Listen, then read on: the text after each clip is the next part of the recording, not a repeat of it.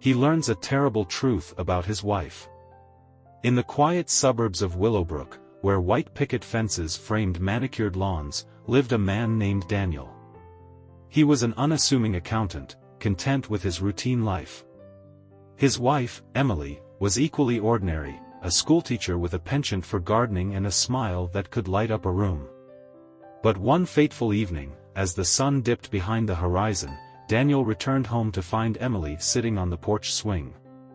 Her eyes were red-rimmed, and her hands trembled as she clutched a letter.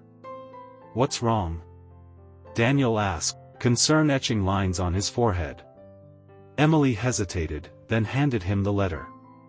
It was addressed to her, the envelope bearing the insignia of a prestigious law firm. Daniel unfolded the paper, his heart pounding. The words leaped out at him. "Dear Mrs. Emily Turner, we regret to inform you that your late husband, Robert Turner, had a secret life, one that he kept hidden even from you. Our investigation revealed that he was involved in illegal activities, laundering money for a notorious crime syndicate." Daniel's breath caught. Robert Turner, the man Emily had loved and lost before they met. The man whose memory haunted their marriage, the specter of a love cut short by tragedy. Emily's voice quivered. "Daniel, I never knew. I thought he died in that car accident. But this changes everything." Daniel's mind raced. The truth was a blade, slicing through their shared history. He remembered how Emily had clung to Robert's memory, the way she'd whispered his name in her sleep. And now, this revelation, Robert, a criminal mastermind? Why didn't he tell me? Emily's tears flowed freely. Why did he keep this from me? Daniel held her, feeling the weight of their past. "Maybe he thought he was protecting you," he said softly.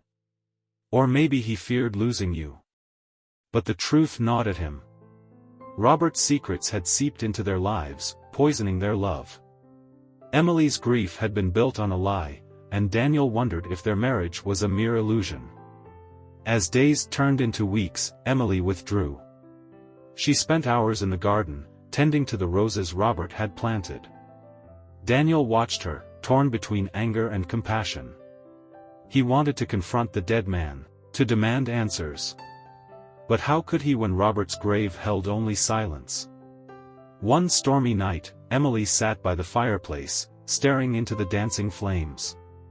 "Daniel," she said, her voice raw, "I need to know everything. About Robert. About us."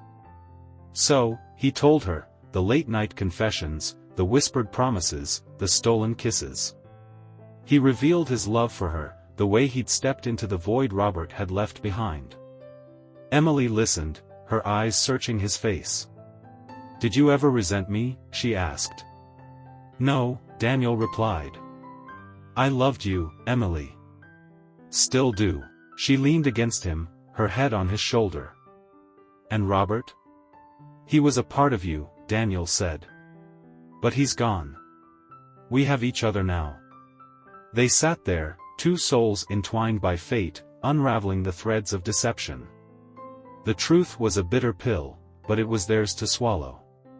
In the end, Daniel realized that love wasn't about perfection, it was about accepting the flawed, messy truth. Emily's tears fell, and he wiped them away, vowing to protect her from the shadows of the past. Together, they faced the terrible truth, the legacy of a dead man, the scars on their hearts. And in that quiet suburban house, they began to rebuild, brick by brick, a love that defied secrets and time. Note, this story is a work of fiction. Any resemblance to real events or persons is purely coincidental.